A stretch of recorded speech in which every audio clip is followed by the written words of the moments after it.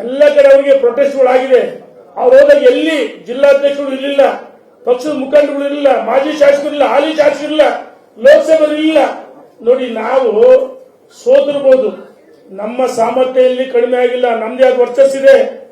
ನಿನ್ನೆ ಮುಳುಬಾಗಿಲು ಕುಡುಮಲೆ ಗಣೇಶನ ದೇವಸ್ಥಾನಕ್ಕೆ ನಮಗೆ ಆಲಪಂಡ ವಿಘ್ನೇಶ್ವರ್ ಸಕಲ ವಿಘ್ನಗಳ ನಿವಾರಕ, ಎಲ್ಲವೂ ನಿವಾರಣೆಗೆ ರಾಜ್ಯದ ಅಧ್ಯಕ್ಷ ಶಕ್ತಿ ತುಂಬಕ್ಕೆ ರಾಜ್ಯದ ಅಧ್ಯಕ್ಷರ ಪಕ್ಷ ಇದನ್ನು ಒಪ್ಪಿಕೊಳ್ಳಬೇಕು.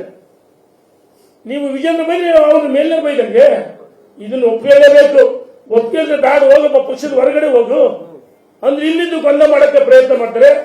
ನಿನ್ನೆ ದಲಿತ ಸಂಘಟನೆಗಳು ದಮ್ಮಿದ್ರು ಹೋಗಲಿ, ನಮ್ಮ ಸೋಮಣ್ಣ ಸಂಸ್ಥೆಗಳಿಗೆ ನಿನ್ನೆ ದಲಿತ ಸಂಘಟನೆಗಳು ನಮ್ಮನ್ನು ಸ್ವಾಗತ ಮಾಡಿ, ಭರ್ಜರಿ ಸ್ವಾಗತ ಮಾಡಿ, ಗಣೇಶನ ದರ್ಶನ ಮಾಡಿ ಸದ್ಬುದ್ಧಿ ಕೊಡ್ಲಿ ಅಂತ ಹೇಳಿದ್ವಿ. ಆಗ ಸದ್ಬುದ್ಧಿ ಕೊಡ್ಲಿಲ್ಲ ಅವ್ರಿಗೆ. ಭಗವಂತ ಕೊಡ್ತೀವಿ ಅಂದ್ರೆ ಇವ್ರು ಬೇಡ ಅಂತ ಓಡ್ತಾರೆ. ನಾವೇಳ್ತಾ ಇದೀವಿ, ನಿಮ್ಮ ಹೋರಾಟ ಭ್ರಷ್ಟಾಚಾರ ಹೋರಾಡಬೇಕು. ಹೆಸರಿಗೆ ಅಧಿವೇಶನದಲ್ಲಿ ಚರ್ಚೆ ಮಾಡ್ತೀರಿ ಅಂದ್ರೆ ಮ್ಯಾಚ್ ಫಿಕ್ಸಿಂಗ್. ಇವ್ರು ಏನ್ ಹೇಳಿದ್ದಾರೆ, ನಮ್ಮ ದಾಖಲೆ ಇದೆ, ನಮ್ಮ ಇರ್ಪಣ್ಣ ಹೇಳಿದ್ರಲ್ಲ ನೋಡಿ, ಸಿದ್ದರಾಮಯ್ಯ ಸಿಎಂ ಸಿದ್ದರಾಮಯ್ಯಗೆ ನಾನು ಪಕ್ಷಾತೀತವಾಗಿ ಬೆಂಬಲ ಕೊಡ್ತೀನಿ. ಮ್ಯಾಚ್ ಫಿಕ್ಸಿಂಗ್ ಅಂತಿದೆ ಅಂದ್ರೆ ಬಿಜೆಪಿ ಸುಪಾರಿ ಕೊಡಿದಾರೆ, ಇವರು ಅವ್ರು ಕೊಡಿದಾರೆ. ಸೋನಿಯಾ ಗಾಂಧಿ ಮತ್ತು ರಾಹುಲ್ ಗಾಂಧಿ ಕಾಂಗ್ರೆಸ್ನಲ್ಲಿ ಬಹಳ ಹಿರಿಯರು. ವಿಶ್ವನಾಥ್ರವರು ಮುತ್ಸದ್ದಿ ರಾಜಕಾರಣಿ, ಹಿಂದೂ ನಾಯಕರು. ಅವ್ರು ಏನ್ ಹೇಳಿದ್ರಲ್ಲಿ, ಸಿದ್ದರಾಮಯ್ಯನವರು ಮೋರ್ಚಾದ ಅಡಿಯಲ್ಲಿ ಕೆಲಸ ಮಾಡ್ತಾ ಇದ್ದಾರೆ ಇವರು ಹಿರಿಯ. ವಿಶ್ವನಾಥ್ರವರು ಎಂತ ಮಾತು ಹೇಳಿದ್ರು ಹಿರಿಯರು. ಇದೇ ತಾನೇ ನಿಮ್ದು ಮ್ಯಾಚ್ ಫಿಕ್ಸಿಂಗ್ ಹೋರಾಟ. ನಿಮ್ಮ ದಾಖಲೆಗಳು ಬಿಚ್ಚಿಡ್ತಿ ಅಂತ ಹೇಳ್ತಾರಪ್ಪ. ಏನ್ ಬ್ಲಾಕ್ ಮೇಲ್ ರಾಜಕಾರಣ ಮಾಡ್ತೀಯ? ಸದಾನಗೌಡರು ಏನ್ ಹೇಳಿದ್ರು, ಅರೆ ಎಲ್ಲ ಒಟ್ಟಾಗಿ ಒಂದಾಗ ಹೋಗ್ಬೇಕು. ಸದಾನಗೌಡರು ನೋಡಪ್ಪ, ಕಾಸಿಗೆ ನಾವೆಲ್ಲ ಮಾತಾಡ್ತಿದ್ವಿ. ಆಗ ಔಪಚಾರಿಕತೆ ಮಾತುಕತೆ ಬಂದಾಗ ಅವ್ರು ಹಂಗೆ ಹೇಳಿದ್ರು, ಸೀಟಿ ಹಿಂಗೆ ಹೇಳಿದ್ರು. ಈಗ ಅವರು ಬಿಚ್ಚಿಡ್ತೀವಿ. ಏನ್ ಬಿಚ್ಚಿದ್ರಿ? ಎಲ್ಲೆಲ್ಲಿ ಬಿಚ್ಚಿದ್ರಿ?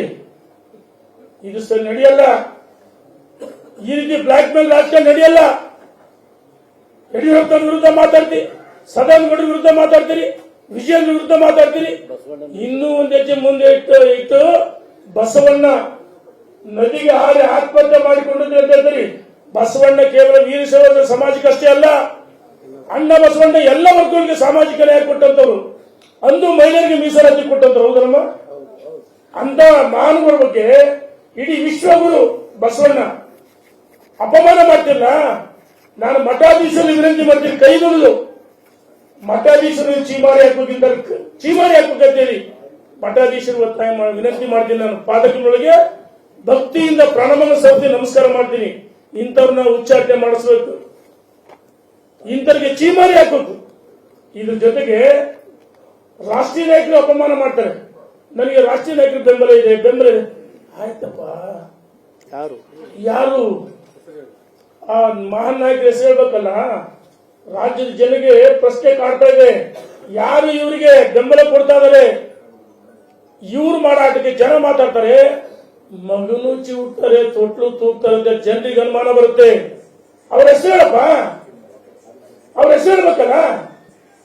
ಯಾರು ಇವರಿಗೆ ಬೆಂಬಲ ಕೊಟ್ಟರು ಹೆಸರು ಹೇಳ್ಬೇಕು.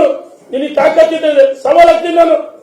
ಇದ್ರ ಜೊತೆಗೆ ಪಾಪ ಪ್ರಹ್ಲಾದ್ ಜೋಶಿ ಅವರು, ಕೇಂದ್ರ ಸಚಿವರು ಮತ್ತು ಸಹೋದರಿ ಶೋಭಾ ಕರಂದ್ಲಾಜೆ ಅವರು ಏನು ಧರಣಿ ಕೂತ ಸ್ಥಳಕ್ಕೆ ಹೋಗಿದ್ರು. ಅದಕ್ಕೆ ನನಗೆ ಕೇಂದ್ರ ಸಚಿವರು ಬಂದಿದ್ರು, ಪಾರ್ಲಿಮೆಂಟರಿ ಜಾಯಿಂಟ್ ಕಮಿಟಿ ಅಹವಾಲು ಸ್ವೀಕಾರ ಮಾಡಿದ್ರು. ಮಿಸ್ಟರ್ ಹಿಲಿ, ಅಲ್ಲಿ ಧರಣಿ ವಕ್ಫ್ ಬೋರ್ಡ್ ವಿಚಾರಕ್ಕೆ ಬಂದವರು ಕೇಂದ್ರ ಸಚಿವರುಗಳು ಯಡಿಯೂರಪ್ಪ ವಿರುದ್ಧ ಬೈ ಅಂತ ಹೇಳಿದ್ರ, ಸದಾನಗೌಡರ ವಿರುದ್ಧ ಬೈ ಅಂತ ಹೇಳಿದ್ರ, ಅಥವಾ ವಿಜೇಂದ್ರ ವಿರುದ್ಧ ಬೈ ಅಂತ ಹೇಳಿದ್ರ, ಅಥವಾ ಪರ್ಯಾಯವಾಗಿ ಸಂಘಟನೆ ಮಾಡಿ ಅಂತ ಹೇಳಿದಾರ? ಇದಕ್ಕೆ ಉತ್ತರ ಕೊಡ್ಬೇಕಲ್ಲ ನೀನು. ರಾಜ್ಯ ಜನ ಅವ್ರಿಗೆ ಪ್ರಶ್ನೆ ಮಾಡ್ತಾರೆ. ಪಾಪ ಕೇಂದ್ರದ ಸಚಿವರುಗಳು ಅವ್ರು ವಕ್ಫ್ ವಿರುದ್ಧ ಹೋರಾಟ ಮಾಡ್ತಾರೆ ಬಂದಕ್ಕೆ ಅವ್ರ ಬೆಂಬಲ ಇದೆ, ಇವ್ರ ಬೆಂಬಲ ಇದೆ ಅಂತ ಹೇಳಿ ನಾಟಕ ಮಾಡ್ತಾರಪ್ಪ. ಅಣ್ಣ ಬಸವಣ್ಣ ಮಠಾಧೀಶಿ, ನಾಡಿನ ಸಂತರು ಸಾಧುರು ಮಠ ಎಲ್ಲ ಮತ್ತು ಅರಗುರು ಚರಮೂರ್ತಿಗಳು ಎಲ್ಲ ರಾಜಕೀಯ ಮತ್ತೆ ನಮ್ಮ ಪಕ್ಷದ ಮುಖಂಡರ ಬಗ್ಗೆ, ರಾಷ್ಟ್ರೀಯ ನಾಯಕರ ಬಗ್ಗೆ ಅಗೌರವ ಮಾತಾಡ್ತಿಲ್ಲ. ರಾಜ್ಯದ ಜನ ಕ್ಷಮಿಸಲ್ಲ, ಕಾರ್ಯಕರ್ತರು ಕ್ಷಮಿಸಲ್ಲ. ನಿನಗೆ ಪಕ್ಷ ಬೇಡ, ನೀನಾಗಿ ಹೊರಗಡೆ ಹೋಗು.